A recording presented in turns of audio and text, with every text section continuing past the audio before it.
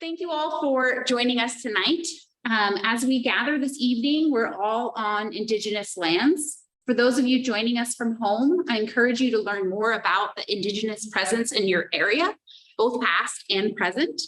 Those of us at the Museum of the White Mountains are on Indakina, which is the ancestral and present homelands of the Abenaki, Pennacook, and Wabanaki peoples. We are grateful for their stewardship of these lands and waterways. Personally, I'm grateful to the Abenaki and Wabanaki elders who took the time to think with me about our summer exhibition. I greatly benefited from our conversations. And to continue our conversations, we're joined today by an ecologist and an artist whose work has been informed by their time spent at the Hubbard Brook Experimental Forest just up the road in Woodstock. So we're joined in person, or I'm joined in person tonight by Dr. Rich Blundell, who's an ecologist working at the convergence of science, art, nature, and culture. His OICA research examines how transformation happens across the scale of person, place, and planet. As a cultural communicator, Rich tells a scientific story of life on Earth that includes art and human creativity as natural phenomenon. Currently, the visiting scientist at the Maria Mitchell Association on Nantucket Island, Rich's research and work has appeared on PBS and National Geographic, and he's received numerous grants and awards. He holds a PhD in science and interdisciplinarity from there's like two C sounds in the middle of this. Macquarie University, an Ed.M. in science and the public from SUNY Buffalo, and a BS in geology and biology from Northeastern University.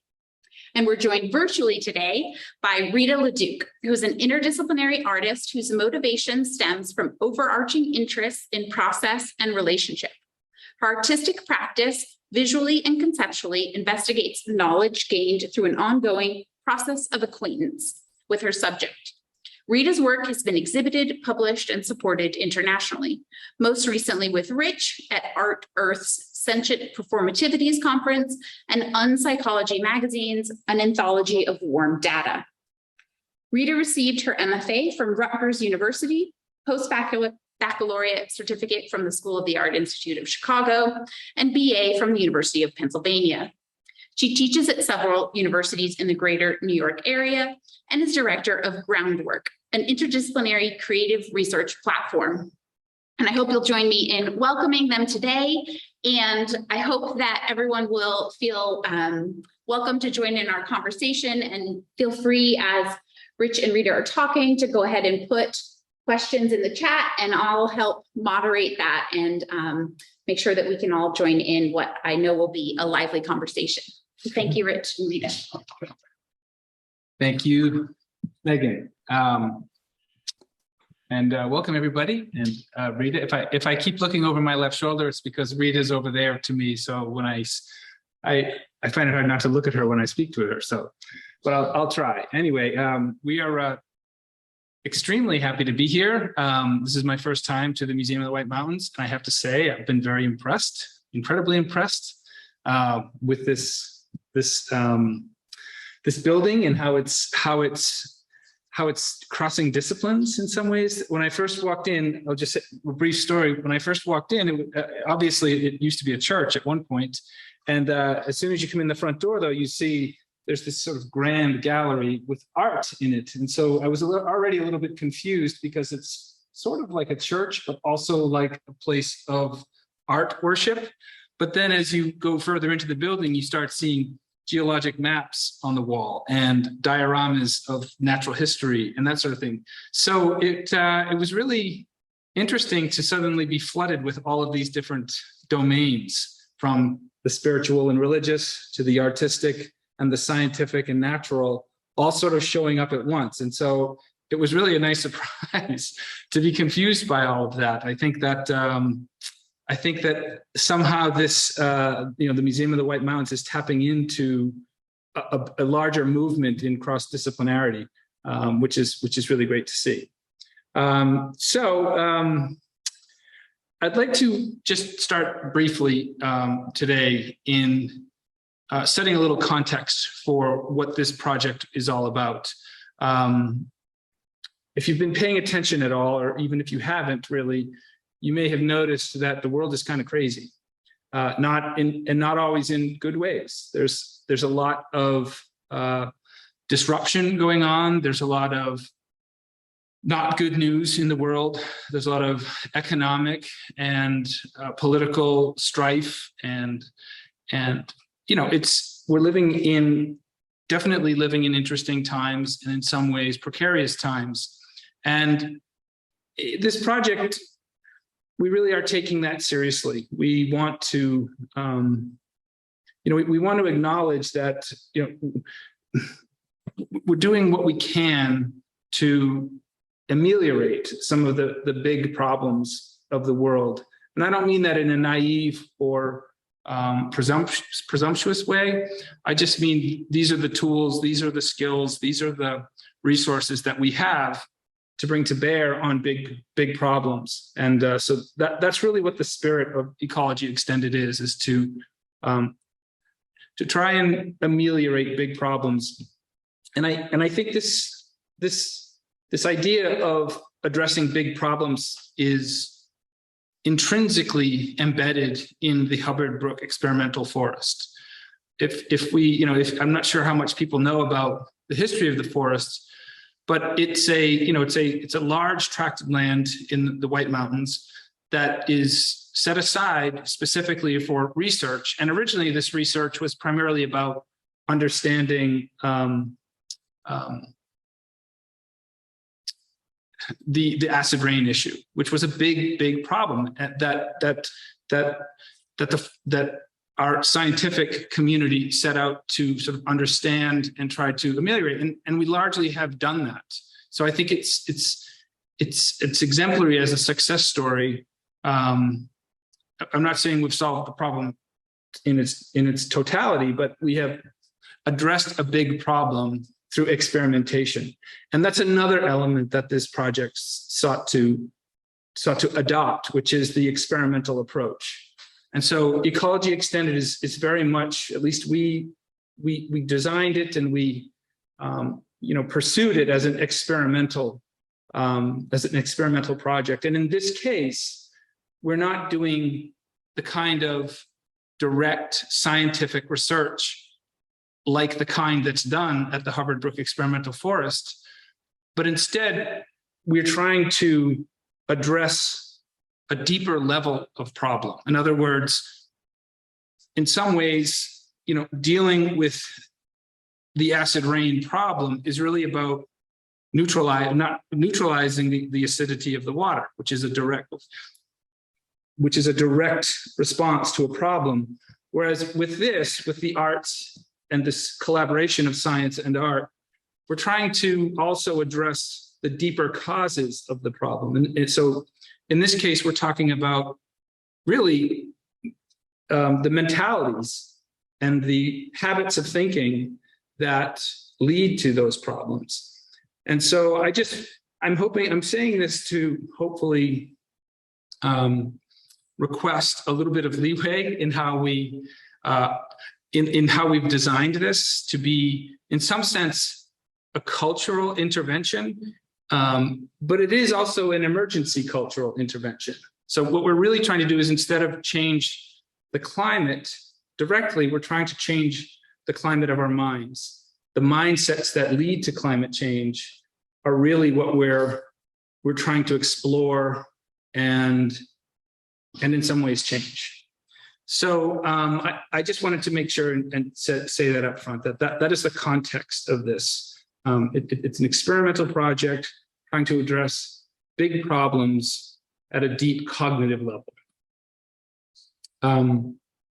So a couple of years ago, I'm essentially an ecologist. I'm not doing active research at the moment, but instead my career path has taken me down the route of, as I said, trying to address cultural levels and trying to address cultural level problems at personal scales.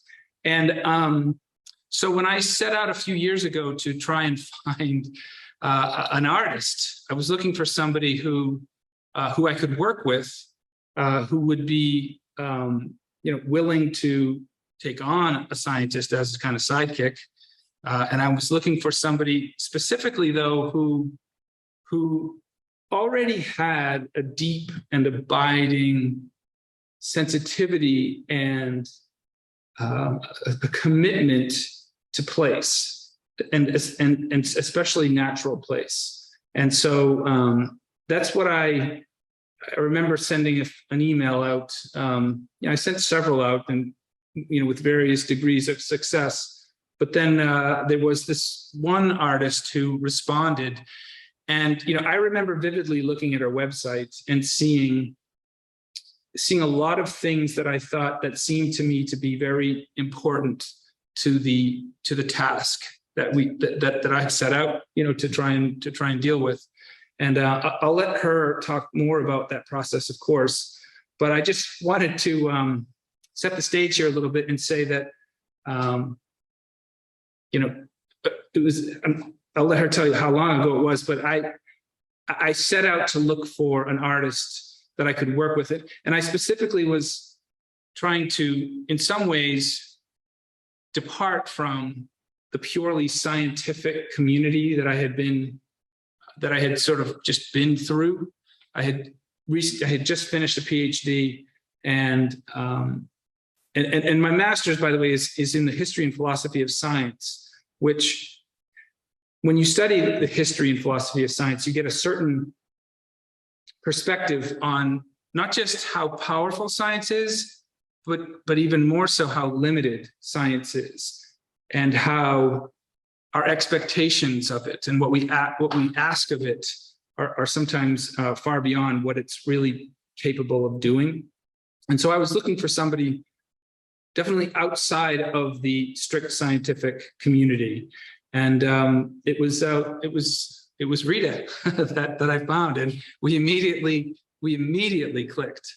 And I feel I'm going to let her speak in a minute, but I just want to say I'm deeply grateful for all that's transpired between us since we started working together. There's this idea that it's hard to collaborate. It really is. And so when you find somebody that you can collaborate with in a really productive way, you should really pay attention to that. You should that's a really special relationship. And so I've been really blessed to have been able to work with Rita. But I kind of want to turn it over to you, Rita, now, and see how you can respond to this. Thank you. Hi, thank you, Megan. Rich, that was awesome, and I have a lot of responses. One of which is just sort of to zoom back as a great example of our collaborative partnership. I wasn't able to be there, and so Rich is there right now, and he's describing to me, which he has just described to you, how this space kind of holds the spiritual, the scientific, the artistic, the cultural. And I think I just am so excited about that. And that's also sort of mirrors all of the different disciplines that we are indebted to in terms of what we're pulling from and what we're learning from with this project. So I'm really excited that seems to be manifesting actually physically in this gallery space. So yeah, I mean, Rich told you a little bit about why he was looking outside of science. And he also gave you a really broad kind of meta version of what we're trying to do with this project. And so what we were thinking was to kind of zoom you now very, very to the personal, very close in. And so I'll share with you a little bit why I started looking outside of art. And then we'll kind of take you through to what we did at Hubbard Brook, and then open it up at the end. So I went into art because it was the closest thing that made me feel the things that I felt when I was outside. I grew up just going outside, spending a lot of time outside, and it felt special. It felt magical. It surprised me. It filled me up. And art was the next best thing. I'm not a science-minded person, so I did not go into science. And so I opted for art, and it was just sort of magical to me, the way that I could feel that same feeling through a good piece of art. And so, I did the things, I went to the schools, I moved to the places, and I love art, and I still love art, but the feeling, that special feeling started to become the minority feeling. Like I just didn't feel it as often. And so instead of kind of taking, my work was always using the outside world and putting it into my art. And so at some point I decided, well, instead of taking the outside world and putting it into my art, why don't I take my art and bring it into the outside world? And I'm a big believer in kind of keeping myself open and seeing what I call it the third thing, what third thing might appear in front of me. And so taking art to the outside world, I wanted to see where it would take me. And so this is an example of that journey. And I have to tell you, I don't think I'm going to bring it back in. This has been pretty great. So let's see. You know, I stepped outside and I started looking for collaborators outside of the art world. And somebody that I was looking for like a lot of different types of people. And so when Rich came along, it's like, oh, he's my scientist guy. Like, this is great. I've been looking for a scientist. I got my scientist guy. And then we started working together. And then I was like, oh, he's kind of like my tracker guy. He's kind of like my nature guide guy. Okay, that's cool. And then we started like having these really intense conversations. And it was like, oh, he's kind of my philosopher guy. Like, he's also kind of, you know, and it's getting to the point where he just like ticks off these boxes that I don't even know that they're open yet. And we've just kind of, you know, had this collaboration ever since. But the best part is that one of the boxes he doesn't tick is the visual art box, which is the box that I do tick. So, and it's the box that he was looking for. And so, so that just became, you know, once we figured that out, it just became, you know, pretty clear that we needed to figure out a place to collaborate. And so we found Hubbard Brook. Rich, do you want to jump in here? Well, and one other thing, and we can move on this, but it became very, very clear to me very quickly that I wasn't dealing with your average artist. You know, Rita is very good at challenging me and not letting me get away with anything, which I really admire. But also, and she'll tell you in a minute about her process. But it was also her process. This is I think an essential part. When I watched Rita doing her art not just her practice, which is very much about being deeply sensitive to the world, but her actual process of the way that she engages and the way that she projects her mental capacities into the work and into the world as she's working. A lot of this ticked off a lot of my boxes for the kinds of things that I'm trying to explore through the cognitive sciences and environmental or ecological psychology. And by the way, environmental psychology and ecological psychology are very different things. One is about the psychology around, you know, the environments that we live in, whereas eco-psychology is about how psychology is an ecological dynamic, which is really interesting. And so when I got to know Rita and I got to observe her at work, I could see so many of the things that I've been trying to teach and to communicate and to manifest. I could see them happening in her practice, and hopefully, you know, we'll get into that in these next couple of sections. Now, I just want to also follow up with this idea that this project is ongoing, and the idea is that it's designed to be always ongoing from now on. And so we have a lot of hopes for new collaborations that can spring up, and for how this work can be continued. And by the way, the title of the project, Ecology Extended. The word extended actually has specific meaning in cognitive science, which we can talk about later. But this project is, when we were in the forest together and we were working together, and even back in the studio and things like that, and the deep conversations that we've had, that's part of the ecological part of Ecology Extended. But what we're doing right now, bringing that ecological intelligence and those ecological concepts and dynamics to the art and then to the world, is the extended part.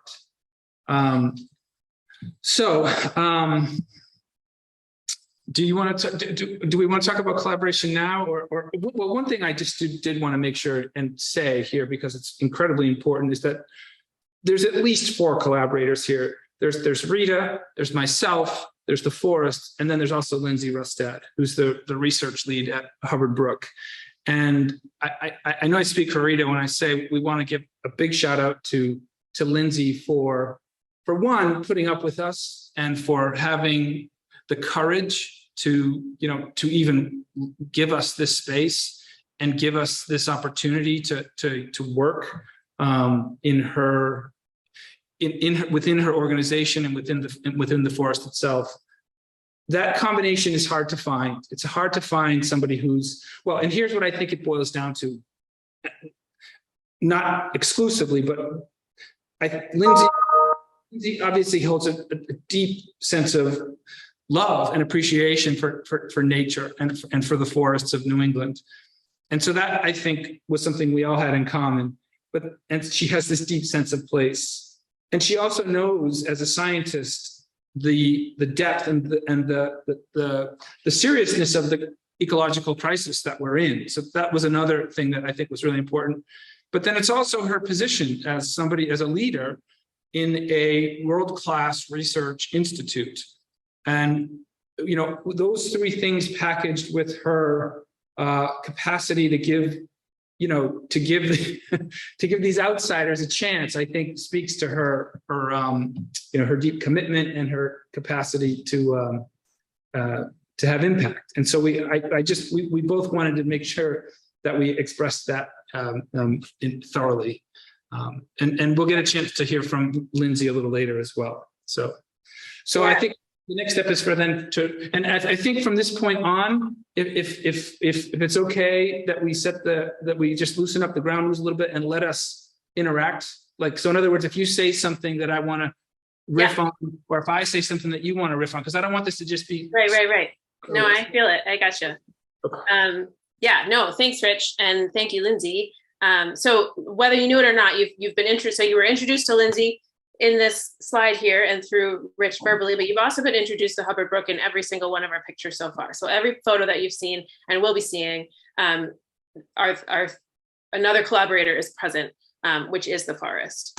But let's jump into when we really kicked off the project, which was a weekend in September when Lindsay came down and the three of us all just immersed ourselves in the forest. Lindsay she gave us the most whirlwind tour over the 2 days where she showed us everything. And for, an artist, Rich has been brought up through science. For me, this was totally new, lots of new language, lots of just gadgets and gizmos and protocol and rigor and precision. And I'm of course I know what scientists do. I'm not, but it was just to really be there and see everything.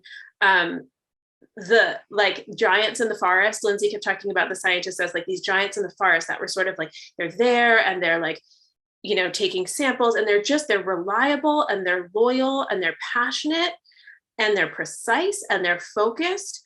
And I'm thinking gosh, this forest is so lucky. It gets to have these kind of stewards or caregivers and people watching it and just they want to see, what's going on. And I thought I'm really lucky. The forest gets to play, I get to play. Here I am, this artist who's coming in, and I get to have these kind of scientists kind of surrounding and around me, and they're doing this, and they're creating this sort of structure off of which I can bounce. And that felt really comforting, that stability. I talk about it with my kids, that a parent kind of has to do that, but it's what a luxury to not have to be in the parent role and to just be able to kind of have that stability and know that it's there and be able to really play within it. So yeah, this weekend was amazing. There's some really great memories when Rich found a horsehair worm in Weir 6. 3. No, it wasn't 6. Weir 6 was amazing because Lindsay was it was it's internationally renowned Weir, and it was just this really majestic place. And that was we just spent some time revering that. And then I remember this conversation in the ice storm experiment where Lindsay and Rich, they just went deep into this conversation of how to get people to care. And I just was a spectator, and it was just this is amazing to hear these two brilliant thinkers trying to solve the problem of our time. And so that weekend was just a really it was a really magical weekend where I was able to kind of get that grounding that I needed, that I could then play off of the following week when Rich and I arrived for a 12-day residency. In case people aren't aware, just keep on that slide for 1 sec, Rita. This is one of the weirs here. And so this is Hubbard Brook Experimental Forest is a series of watersheds that have been sort of cordoned off. And so the whole valley really, it's a watershed, which means water that falls within it has to, funnels down into the brook.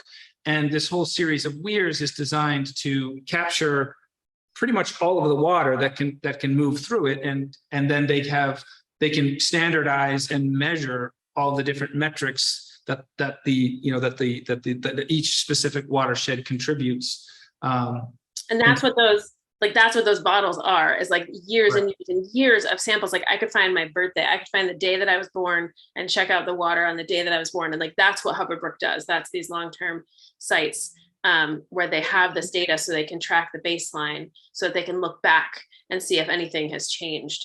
And if that doesn't sound important to you, imagine if we didn't have that right now. Imagine if we didn't have this record of water analysis going back, then we wouldn't have anything to base what's really going on right now. So it's incredibly important. Plus, they're continuing to monitor it. So if there are changes, in other words, like if there are policy changes that happen at the level of the federal government, you can actually, if they have a detrimental effect, then we'll be able to see them show up in the actual empirically in the samples that were collected. So it's incredibly important. And I was just thinking about how, when we were doing that tour, Rita, it never even occurred to me that, that this, I don't, is there some kind of an equivalent in the art world of, this kind of commitment, this kind of large scale? I mean, it's a huge engineering project. It's the whole valley that's been sort of, modified in order to measure it. There's nothing quite equivalent to that in the art world. Because our practices are so individualized, scientists have to work together. There's a scientific method that they all use. I mean, for us, it's our individual studio practice. So you could say on an individual level throughout the course of our lives, like we are studying our work. But, part of the reason that I want to be, or that I'm excited to be like at Hubbard Brook, is this idea that like artists are sort of expected to go to these residencies and they're super short. And then we're supposed to suddenly have this like brilliant work that talks about all of these things. And it's like, well, we got to do research just the way that anybody else does. And if we're working with place, it's really important that we have a long-term relationship with that place. And so part of what I'm trying to pilot or like, I know I have some colleagues that are also trying to do this, is just this idea that like, artists need to have long-term research too. That's if they're working with a place and not just their own personal, studio work or whatever subject matter they're bringing into the studio. It is really important that we have a long-term relationship with that.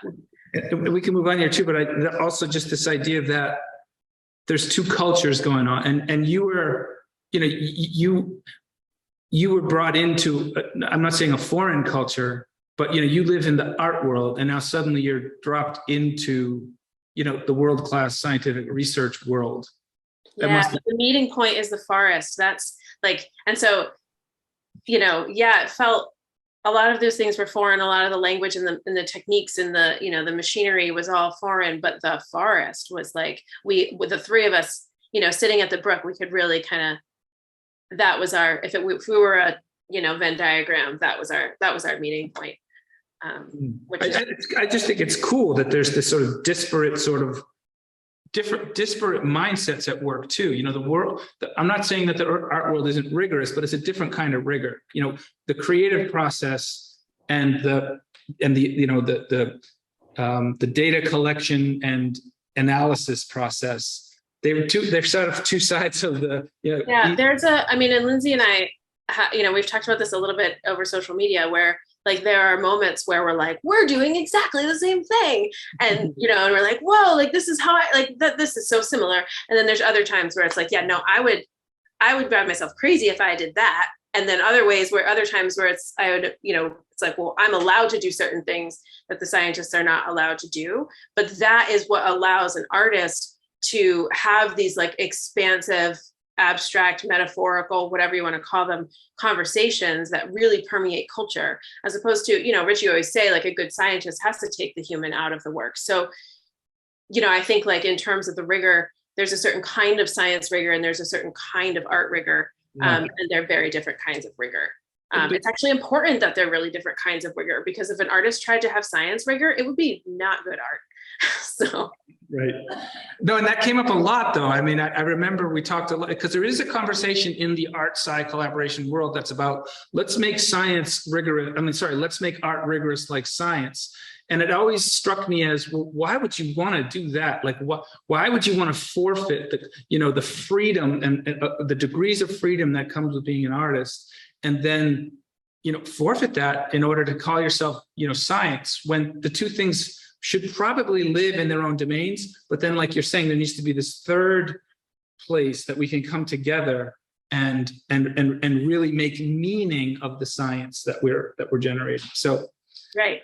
So exactly, this third place would be Hubbard Brook for our case. Right.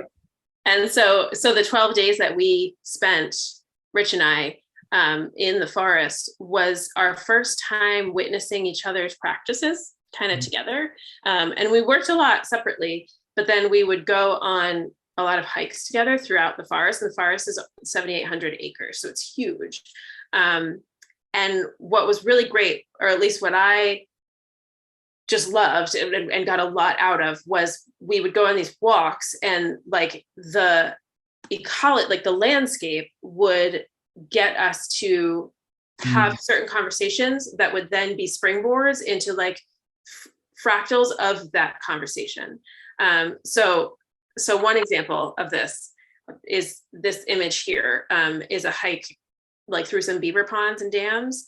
And I just remember, I mean, I bet Rich can also remember this was a big one. And we had conversations about, the one that I really remember is the meandering, like what a meandering stream is. And there's a word, what's the word, Rich? For what? Like after it meanders and then it becomes an oxbow. Yeah. So we were talking about how like this idea of like trust and intuition, like these things that we were really trying to activate in this 12 days. Like we didn't know, I had no idea what the art was going to look like. I didn't know what it was going to be about. I didn't know what where the project was going to go, how we were going to, like, we knew we wanted to offer multimedia, different entry points, but we just had no idea. And so we were there trying to feel it out, but also trying to not put pressure on ourselves to create something before it was ready to be created. And so this like intuition and trust within this sort of chaos, it felt to me like when he was telling me about, an oxbow and how an oxbow is created, it was like, okay, so this is what we're doing. Like we are meandering, but there's a chaos here, but it's going to end up, there's an emergence that's going to happen from it. And so that I remember that really distinctly from this particular hike. Yeah. So the idea here is that every day we would spend a good amount of time just hiking through the forest and talking and thinking, and now that I'm thinking back to especially that hike, this was working. This was working at like multiple levels. Like we were having conversations that I couldn't really have or wouldn't have had. Let's say wouldn't have with like other scientists. So having you there and sort of giving permission to speak creatively, to think creatively, to like imagine, and then just the sort of scientific knowledge that I could bring to bear on that conversation, it was like working. And then we're immersed in the place. We could smell it, we could feel it. The muscles are sore. Yeah, it was feeding us content. Like it was, it was like something would surprise us or catch our eye, and then Rich would he would like nerd out on science, and I would listen until it made me think of something more abstract, and then I would and sometimes he did it too, but we would bring it into this conceptual realm, but it was fully grounded not only in like the science but also literally in the ground that we were standing on. Yeah. For example, at this place, this is the little waterfall. I remember we were sitting there and you could see where the water had carved out this very sort of elegant channel in the rock. And, as we were just sort of sitting there thinking, this idea that, okay, we've got water. Water is this fluid thing, it's like, it's soft. It doesn't, it's very sort of like flexible. And here it is imparting itself on something that we consider to be solid, the solid granite. That's like, it seems eternal. But under certain circumstances, something as flimsy as water can actually impart its character onto a rock. But it's not just that as a geologist, I know that when these formations, when these plutons come up and they cool in differential ways and different sort of fractures and weak zones happen in the rock is actually still imparting its character on the way that the channel is going to form. And so in some sense, the rock is now expressing this memory that we wouldn't have seen had it not been for the wall. Okay, the point of all of this sort of mental meandering is that we're thinking alongside these things. We're with this land, we're in these places, and we're thinking with them, and we're imagining with them, and they're inspiring us. And the purpose here is to create art, to create art that can change minds. And they're doing exactly what you just described with the rock and the water, which is that, see if I can get this, the place is sculpting us just as we are sculpting each other. Like, it's creating these really reciprocal and even continuous relationships that start to kind of fit together over time. They, just the way that the water sculpts the rock and the rock sculpts the water. So yeah, and a lot of the terms that we're starting to use here, like reciprocity and just memory, and these are what we've just now been learning, is that these are also terms that are in the latest cognitive science. So as we continue to do this work and continue to do research, in other fields, but specifically cognitive science, we've been learning that there are these incredible developments in the field of cognitive science that in many ways map on to the experiences that we were having. So for example, there's this idea of 4E cognitive science, which explains knowledge in terms of modes of knowing. There's experience, what are the 4E? So there's embedded, embodied, enacted, and extended. Right. So, and the point is that all of these concepts are now showing up in our shared practice, which is kind of blows my mind. So, yeah. So that was that was just the 12 days in a nutshell. We're not going to take you through every single day. But what I wanted to say was, just as we left the forest, we both, I guess Rich encouraged, he went at one day, and then I was thinking of going, and then he encouraged me to go visit the Pemigewasset, which is the river that Hubbard Brook runs into. And so when we departed after those 12 days, there was just such a feeling, at least I think Rich shares it, that this feeling of precipice, that even though we still were trying to figure out what this thing was, we had moved along and we had Hubbard Brook kind of within us, and we were ready as we departed and went our separate ways to kind of merge into the Pemigewasset. And we didn't know what that meant or what that looked like, but going and visiting the Pemigewasset felt like a really important thing to just sort of watch how Hubbard Brook enters into the Pemi. And then also the Pemi then changes its character at that, let's say Hubbard Brook changes its character, which then without any sort of distinct boundary, it morphs into the Pemi, and then the Pemi carries it into, it's a different it's a different river dynamic at that point. And then going back to all the water samples, all of that data that was all that water, it went through all those weird, or at least it, went through some watershed, and then entered the Hubbard Brook, and then entered and so it was just after all of, the weekend with Lindsay, and then the 12 days, and I'm looking at the Pemi, and all I'm seeing are is data and memories and ideas and history, all of it is flowing into this bigger river. And it was this is what I need to learn from this now. I need to absorb this phenomenology and now apply this in the studio. That is deep biomimicry. That's biomimicry, that's at a fractal scale in us, which is actually the point here, is to is to recover and rediscover and remember how the natural world embeds within us, how it's in us, we carry it with us. And so this, what we're talking about now is, it's not even a metaphor for that. It's actually happening, that we've embedded the dynamics and the ecological intelligence of this place, and it's now gotten into us.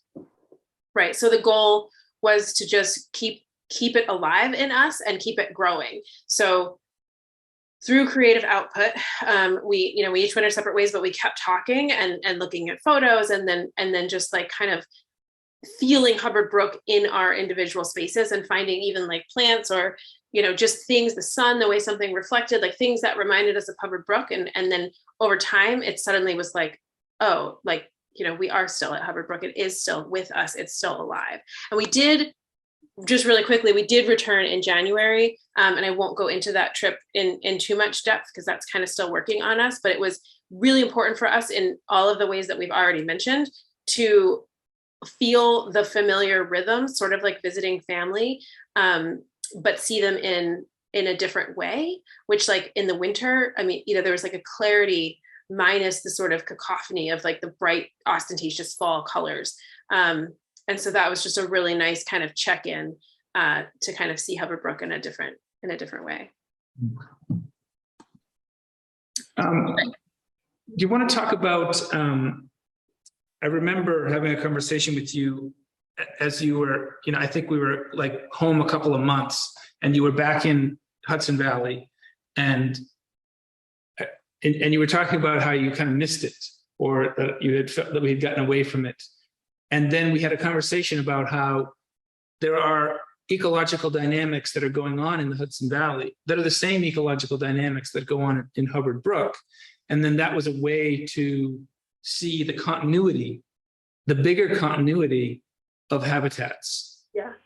Yeah. I mean, you told me that right away. And it was like, it's like you go through a breakup and somebody's like, just go out there again. And you're like, I am not ready. And so it was like, I was not ready to hear that. I was like missing Hubbard Brook, and I like needed to hold Hubbard Brook and be really like, just hold space for Hubbard Brook for a while. But it was 2 months later, and I had a friend visit, and Patricia Brace, she's amazing. And we went to a river near my house, and like going down to that river, it was just like a flood of, I saw fungi that was from Hubbard Brook. I saw plant life that was from Hubbard Brook, the way the rocks, like the sound of the stream. It was all, and it was just this feeling of like, okay, Hubbard Brook has been here the entire time. And in fact, like I've never left. So yeah, it was just this very, yeah.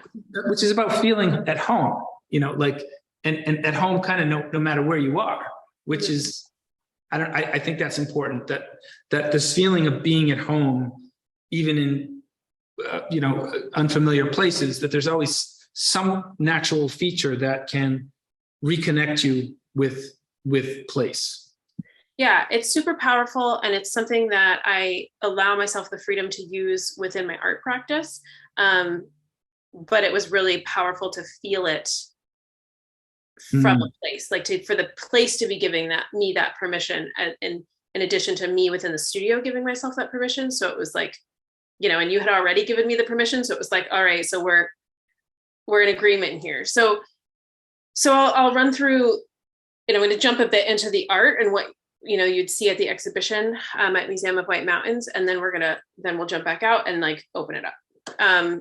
So while I was on site, this is just a little bit about my practice. The way I call it collecting visual data, but I take this frame into the landscape, and it has like a clear acetate on it, and I work on the frame and then through the frame, and I put things in the environment as well as on the frame, and then I take a photo through the frame. So you can see here, you can see the frame in the environment, and then you can see the photo through the frame. And so what this is doing, this is doing a lot of things. So it's collecting data. And so whatever marks I'm making or colors or textures that I'm using are responses that I have to a conversation that the place is having with me. So it's this sort of call and response kind of thing. But I'm also fully aware that like my decisions have everything to do with like who I am too. So again, like different from science, I am not taking the person out of it. The person is in fact part of the point.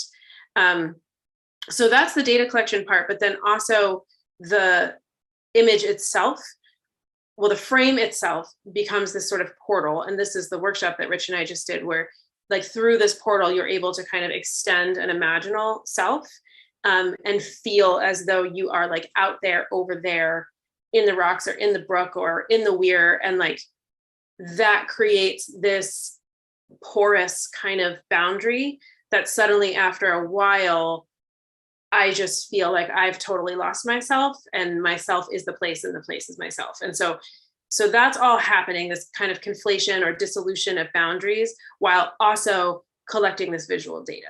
So I have to just step in here because this is fascinating. What she's created here is a process by which the place calls the mind in, right? So she's looking through this clear sheet, projecting her attention, her mind out through this thing. And in a sense, she's like, oh, so this opened up this new relational dynamic, right? And so that's the first part, is this projection of mind into world. And then she's recording what she sees on the screen there, which becomes really important later on. What we're now learning through cognitive science is that there's this idea of an action or an activism, which is this idea that consciousness and mind is a relational dynamic between world and a particular neural architecture. In our case, it's the one that has evolved in us as biological creatures. We have this neural architecture. But when you take that neural architecture and you put it into a relationship with world, that's where mind really comes from. And so what she's done is to set up this scenario whereby she's created this representational surface, the clear acetate, and she's putting the world onto that representational surface. But what ends up happening is that when she, as she just said, she disappears in some sense. And I can sit and watch. I can watch this happen. And at some point, Rita's no longer with us. You know, she's like in the work and in the place. And forgive me, but the ego has become so attenuated is that it just falls out of the equation. And in those moments are when this representational surface can actually get obliterated. And then what we're actually seeing here is that, so she's created this little microcosm scenario of this enacted moment when suddenly the mind, the thinking part of us becomes so entangled with a place, with the natural world, that, and it's a creative process. And, you know, what she's doing there has analogs to my own practice. My practice is to kind of sit and contemplate and let the sensory world sort of just overcome or overwhelm my sense of self and ego. And so that they're very symmetrical. We have very symmetrical practices. And, you know, I can't speak for Rita. Well, I probably could at this point, but there's a thing that happens when you're lost like that. And the imagination can just sort of be without all of the baggage of or the burden of production or the expectations of social interactions and da. You get this moment where you're just present in a way, and it shows up in the work, which is, so she's doing this thing that I've been wanting to do for so long. So I don't know if this is making any sense. It was cool to be able to, like, you know, we knew that we had both shared that experience, but in different ways. And so that was one of the things that we did while we were there, was just sort of like talk about how we access that and what it feels like when we do. Well, and then the other thing too is, like, when you're gone, like when not gone, that's the wrong word, but when you're absorbed into it, it can then express itself. Like that sense of play, in a sense, because the boundaries are all loosened up, softened, and permeable, the place can now show up and speak through the work. That's amazing, because that's not egoic work. That's enacted work. And so that's an important part of this bigger mission that we're trying to address, trying to do. Yeah. So speaking of ego, I'm very aware of how hideous this slide is, but it's all of the visual data that I collected. So I ended up doing 18 pieces, and 9 of them were at the brook itself, and then 9 of them were at different weirs. It wasn't one, there are 9 weirs. It wasn't one at each weir, but I just want you to see here. So like when I'm done, I take the piece, acetate off of the frame, and then you can just see the difference between like the weirs, which is like where I was sort of feeling like this is the human presence. This is where the scientists go to like collect their data. And there's like precision here, and there's focus and rigor, and it's like intense, and like making those pieces felt that way. I had to, the angles and the geometry, and when I was trying to get the camera right, like I had to be really precise. And then on the left, those pieces were all made at the brook, and the brook was like alive and organic and just sort of like chaotic. And so the colors, you can just tell between the form and the colors, and you can't quite see the texture here, but I was interested in how these two spaces talk to each other, because when I was at either space, I felt the same amount of energy and passion, but I felt it in a much different way. And so my suspicion was that there is a reciprocal relationship here. And I want to figure out what that looks like visually. And then I want to figure out what it's telling me. And so back in the studio, so this is now my home studio. And so what I do with that data is I cut it up. And when cutting it up, I kind of work with the shapes that are already there. I loosely follow those, but I also improvise. And so this is part of my way of like allowing myself back in, that it's like, I am allowed to, again, put my human presence in here. I'm here making decisions too. This experience is in me implicitly and explicitly, and I can use my like memory and my imagination just as much as I can use my like empirical knowledge of like what actually happened while I was there. I just realized the thing I brought up earlier when you were sort of subjected to the scientific world. So it might have been like, what was going, this was me being subjected to that world. So you can imagine, I was just witnessing observing all this. And it was, I think that's the equivalent of you being in the science world was me being in the art world. Yeah. So what ended up happening was I made a bunch of these collages, and I was mixing together the weir shapes and the brook shapes, and they wanted to find a balance together. And essentially, it's like me having a continued conversation with Hubbard, Brook, and Rich and Lindsay, like this whole collaboration. I'm having this visual conversation with everybody by myself in the studio, but I don't feel alone. I feel like all these people are with me, and places are with me. And so I wanted to see like what ended up happening, and what ended up happening, you can kind of tell which pieces are kind of from the weirs, like the angular kind of geometric darker shapes. And then, you can kind of pull out what was from Hubbard, the brook itself. And it was like they were striving for this balance, but the balance wasn't like a 1-to-1 percentage balance. It was like something was carrying more energy than something else. And so what ended up making me think about, which I had been thinking about the entire time, was this conversation about tipping points. And so what I was really seeing was this like organic brook kind of coming out of this geometric kind of weird shapes and sort of tipping, or like in the process of like just about to tip. And so that's where I decided to go with the collages. And so from there, I chose 4 collages, and I made these 4 pieces that were meant to be kind of what I call pre-tip.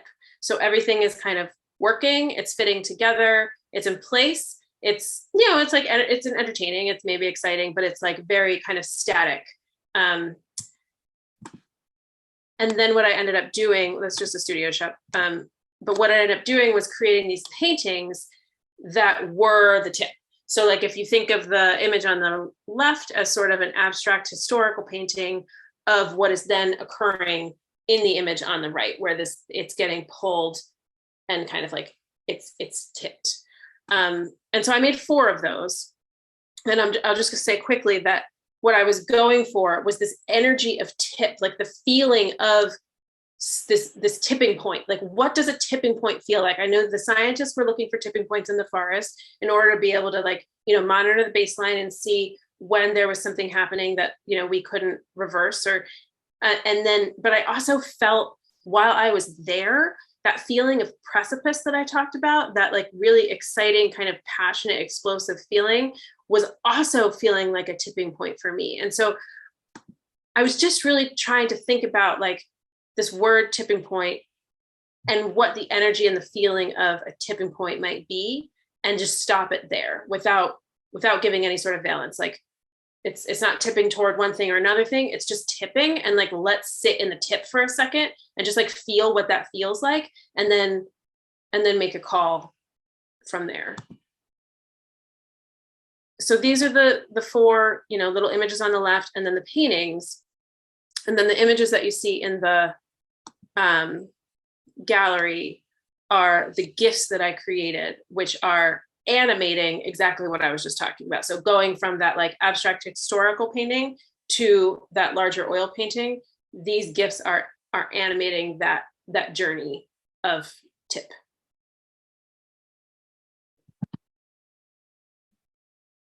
So that's the little art spiel. And Rich, if you'd like to jump in, and you've been awfully quiet, so.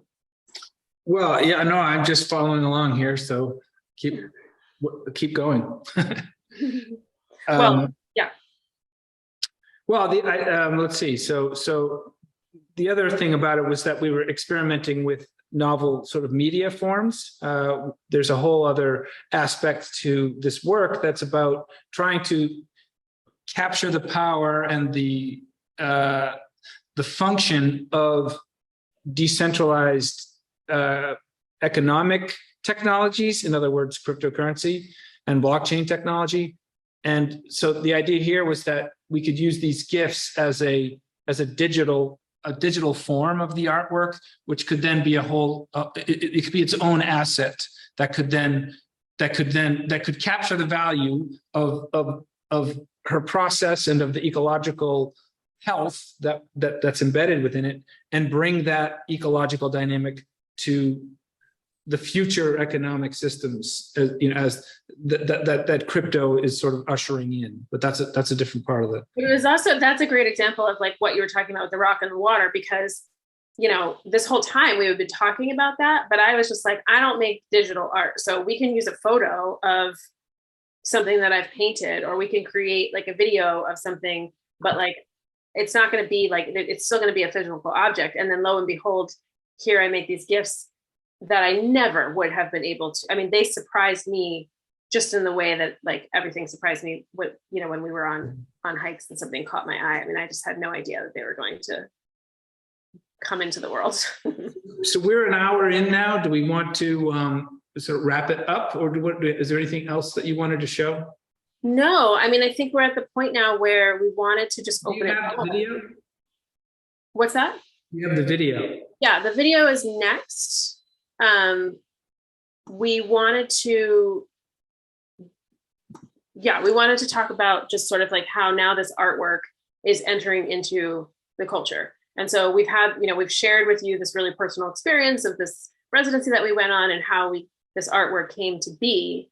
And everything that Rich said, in the beginning, and all of his work is about taking these grounded experiences, putting them into some sort of art, and then somehow creating multiple entry points to disseminate them into culture. And so we're going to show you one example of how we're doing that. Another example is this conversation and the workshop that we did a couple weeks ago.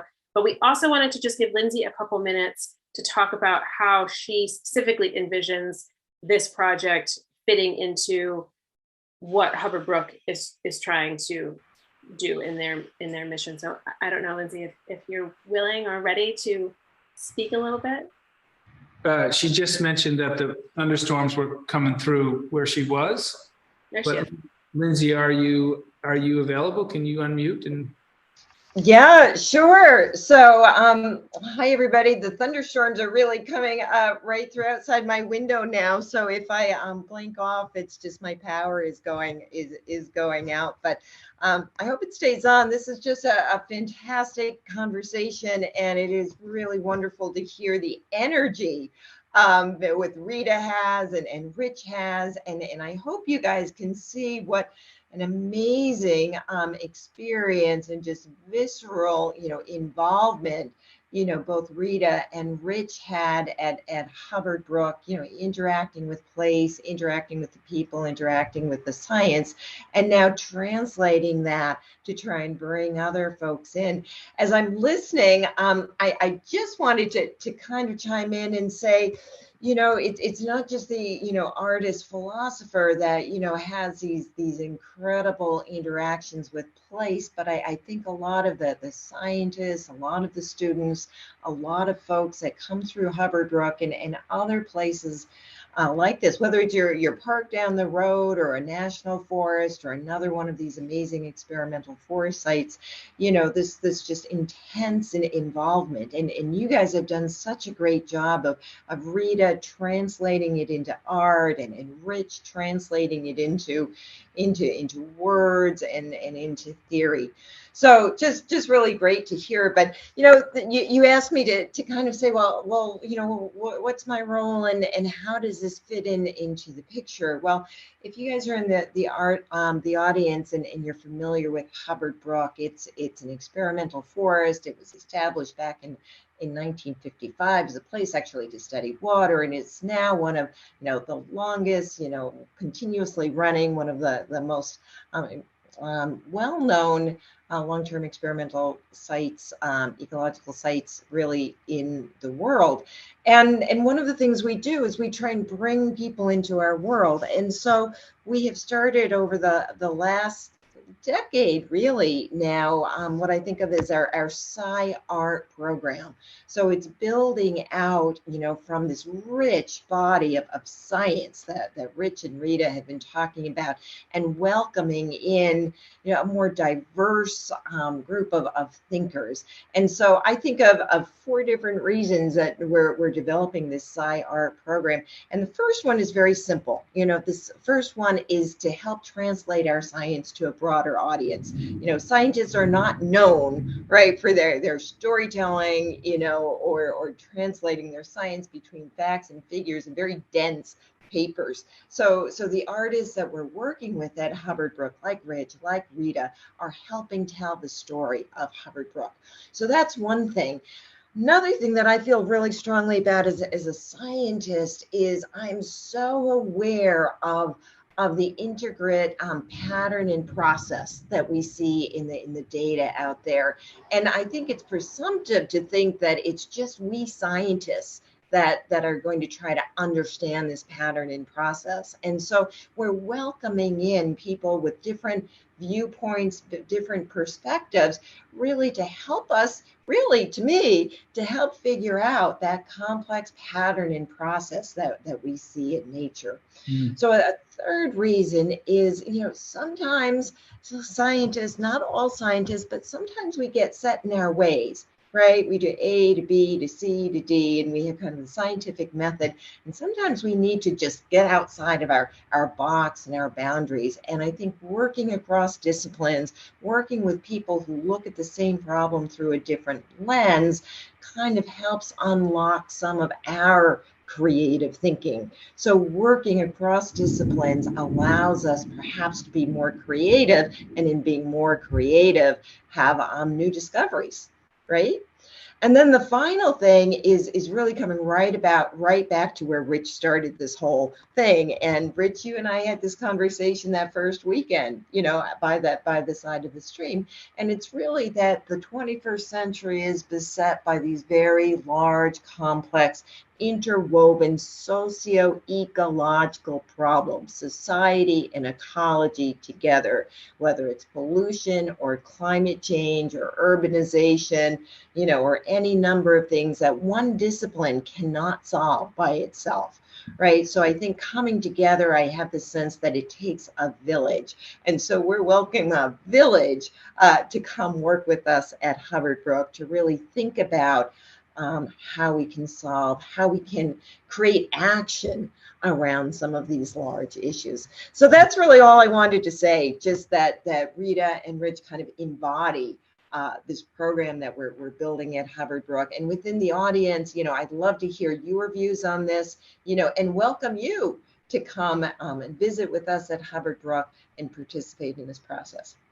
So that's all I got. And it is now pouring rain outside my window, so it's very dramatic.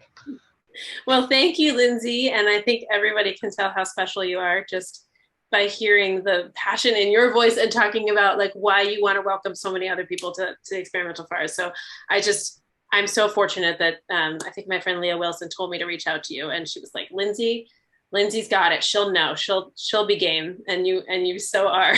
So thank you. Well, and we are so fortunate to have you guys come work with us. So my last slide appears to be. Can you see it? What do you want to do, Rich? Do you want to open it up? You want to play the video? Do you want to send the link to them? Is this how long? I think this is like three minutes. So it's pretty. Yeah. I think it may be good to just play this because it sort of encapsulates both of our processes, our practices, and our craft, really. So great. So we're gonna do this, and we'll end on this. While you're watching, do pay attention. But if you have any questions, put those in the chat, and we'll jump into the Q&A right as soon as the video ends. Yeah. That sounds good. Yep. Okay. Let me know if you can't. This is an OICA interpretation by Rich Blundell of The Life Cycle of a Mushroom, an oil painting by Rita Leduc. What do I see in this work? Fecundity. A biologist will tell you that fecundity refers to the capacity to bear offspring. OICA sees fecundity as creativity in the service of continuity. This art was made with and within a matrix of intelligence.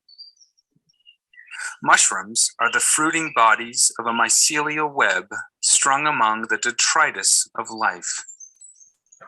Life invisible, until it's not. Each individual mushroom is continuous, but not equivalent. They are the expression of a distributed vitality that embeds itself in the world, in the artist, in the art, and in the audience. Mushroom fecundity manifests through shape, color, form, and texture. Shape, color, form, and texture. Fecundity implies surprise, a conspiracy that can obliterate notions of individual hubris.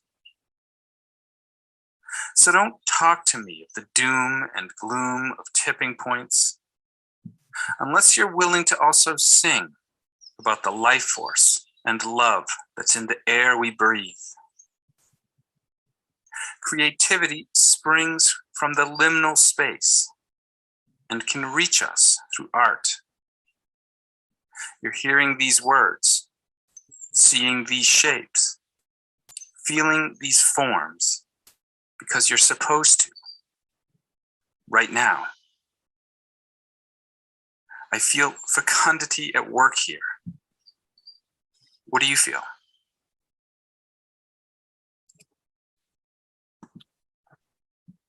Okay, so how do we want to do? Do we have questions or? Yeah, so we have one. So this is Megan, for those of you who can't see me on the screen.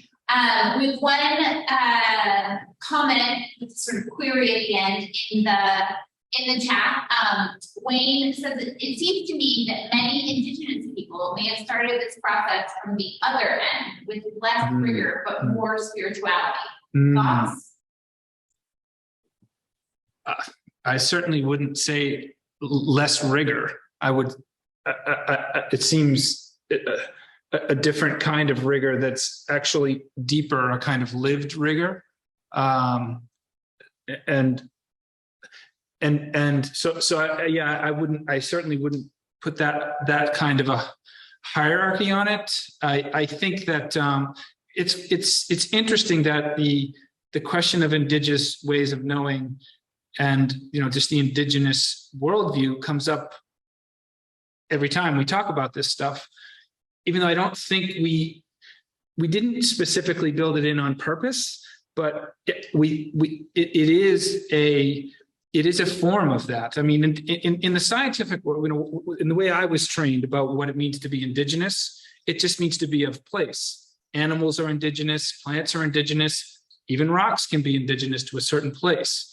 And so that's the kind of idea that I hold about what that word means. I know that it takes on a much richer and more human and humane definition today, which I think that we deeply honor the Indigenous way of being in the world, and we're manifesting it here in a modern sensibility.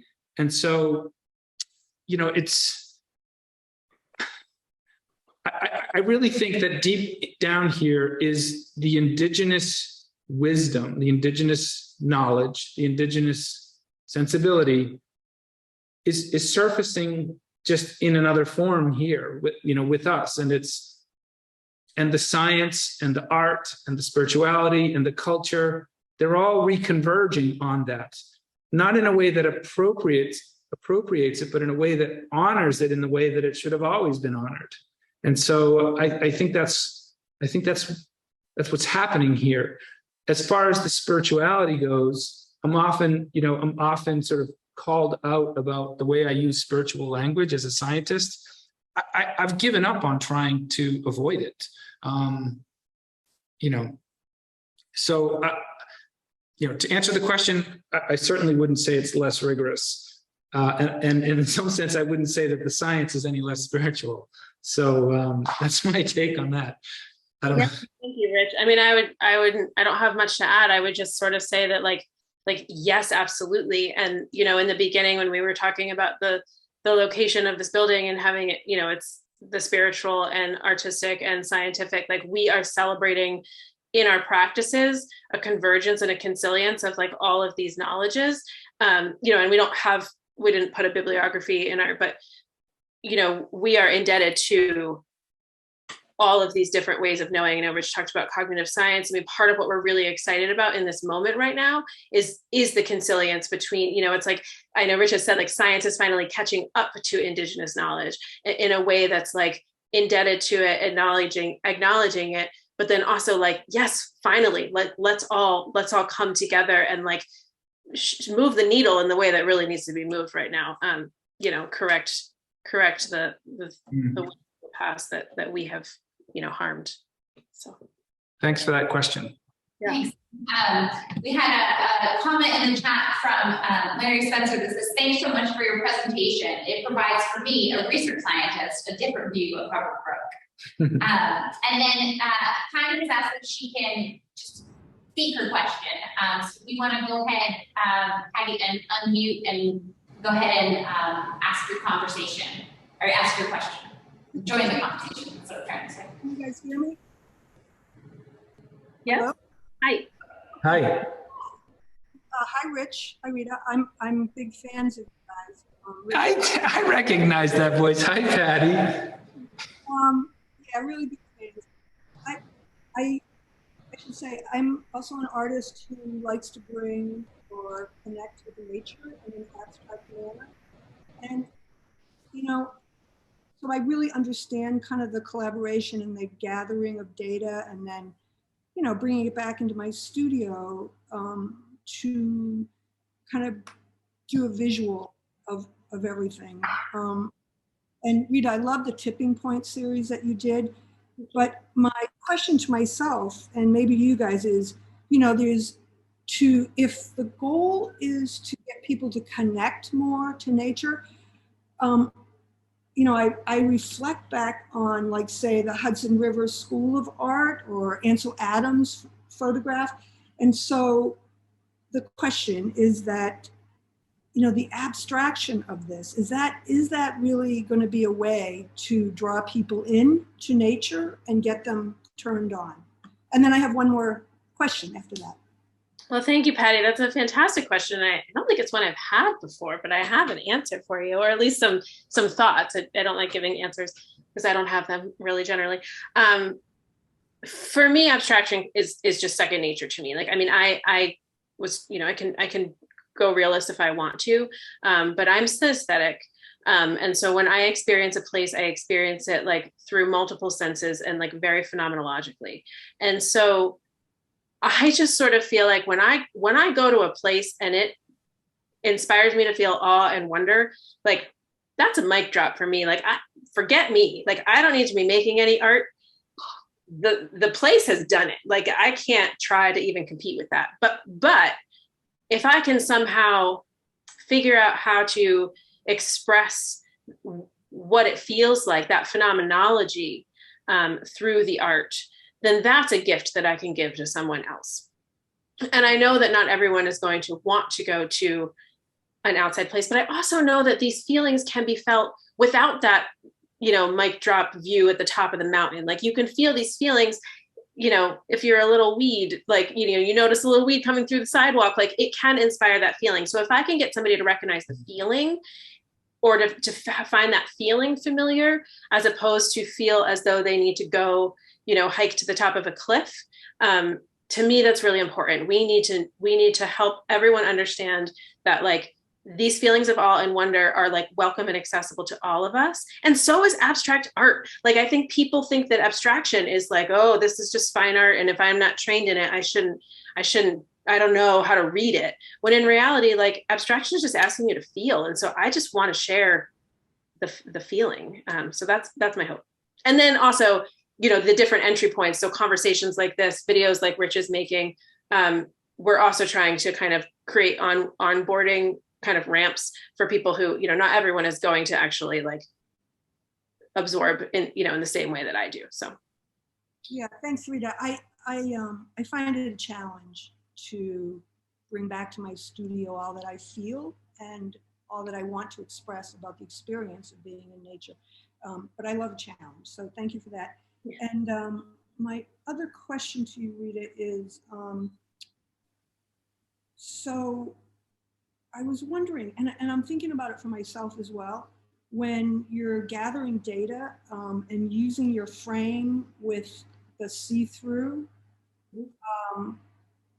I wondered, and again, I'm trying to work on it as well, but I wondered about, you know, kind of moving towards what else nature has, which is, you know, movement and light changes, temperature changes, and somehow turning that back into a visual image. And I'm wondering what you think about that.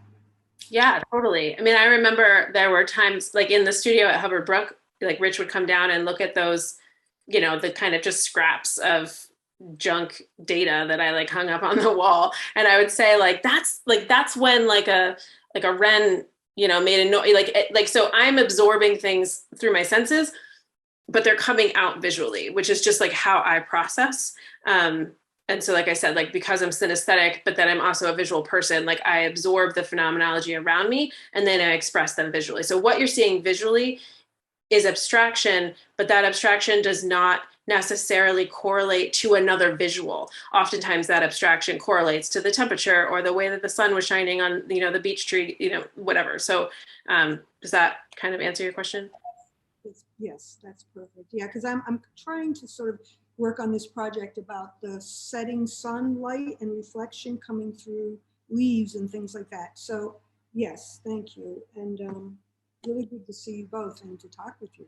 Yeah. Thank you, Patty. So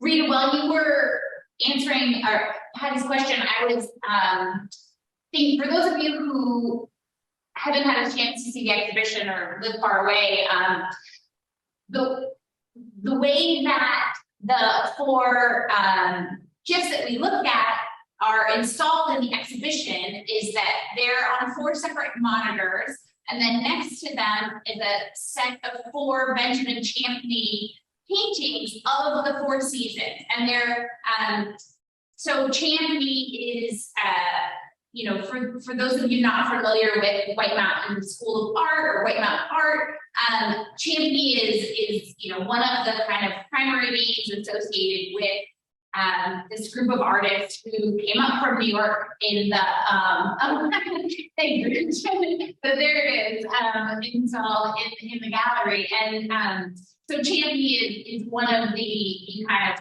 primary names affiliated with this White Mountain School of Art and Page North Conway and bought a house there.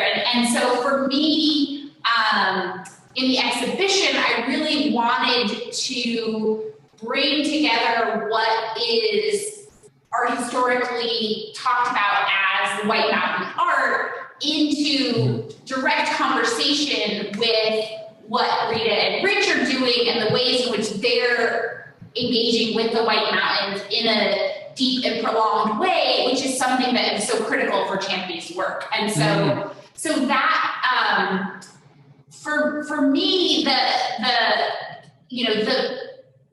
it's that closeness to place that really puts this work into this long art historical tradition that we did with White Mountain, we're really invested in. So I think, you know, Patty's question really brings to fore for me like what this work is doing, right? And so many of the artists who are associated with the White Mountain School of Art, you know, are maybe better known as Hudson River School painters. And there's a whole like art historical debate I'm not going to get into about the connections between Hudson River School and White Mountain School of Art. We'll just leave that aside. But this kind of celebration and really just like joy in the White Mountains is something that I see as a thread from those mid-19th century painters up through this moment through your work. So I feel like that, you know, that reference really brings to the fore for me one of the things I wanted to do in the installation.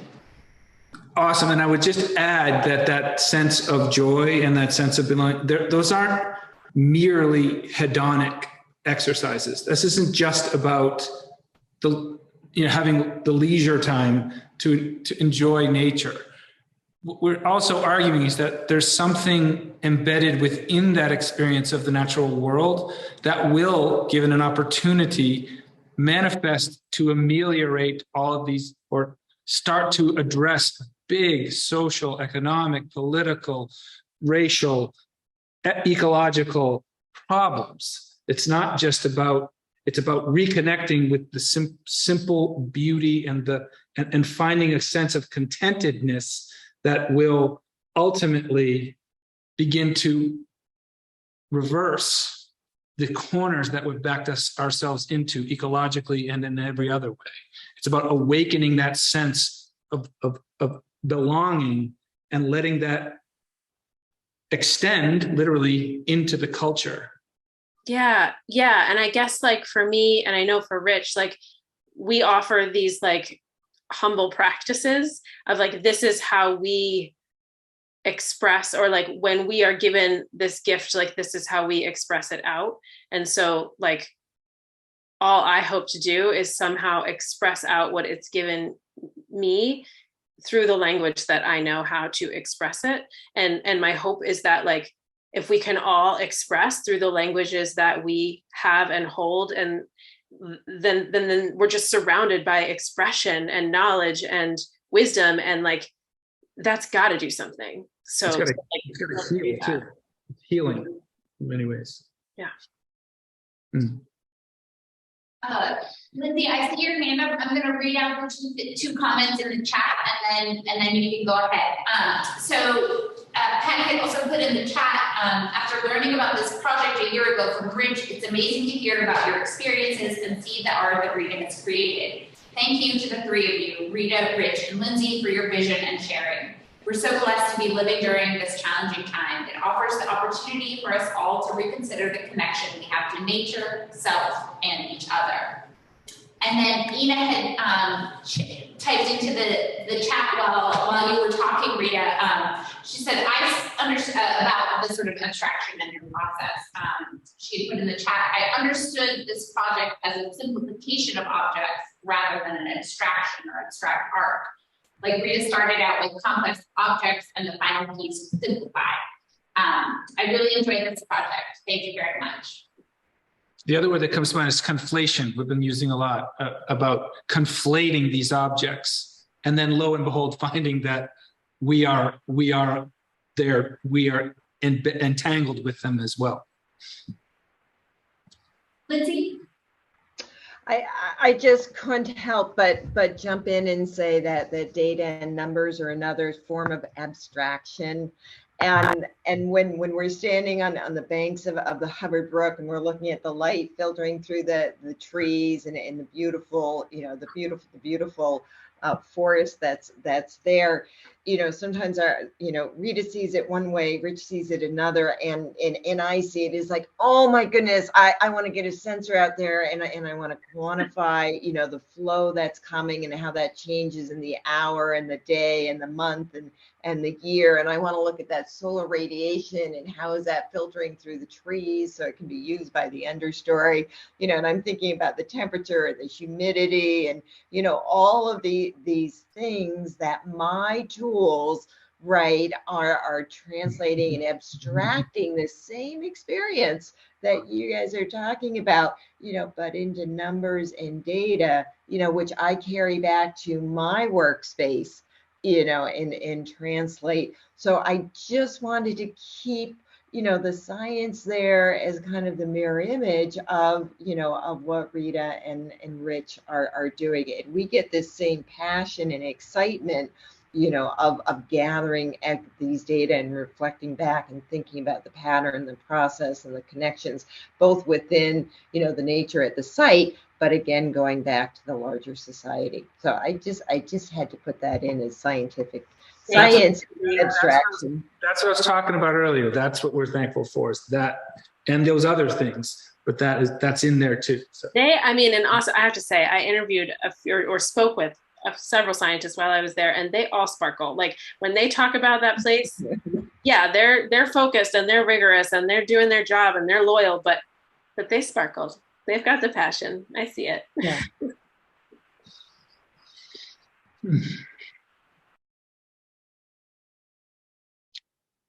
All right. So I think those are the comments and the questions that we had. I just want to thank everyone for coming here. I'm going to come and squeeze in front of the camera here.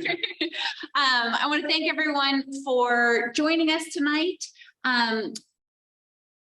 A lot of what we do at the museum is supported by our membership. And so I want to thank those of you that on this call tonight that are members, and encourage those of you who maybe this is your first encounter, that, Rich and Rita have brought you into our orbit, for which we're grateful. But to consider supporting us through our membership program, and it's that money that allows us to put on exhibitions like we do. And this speaker series this summer is supported through a grant from the New Hampshire State Council on the Arts. So we're grateful for that as well, to be able to bring in people from all these different disciplines and different places, and to be able to have these really just amazing conversations that I am, really, really grateful for, and I'm so glad to have had this time together. So thank you, Rita and Rich, for this. I really appreciate it. And thank you all for coming.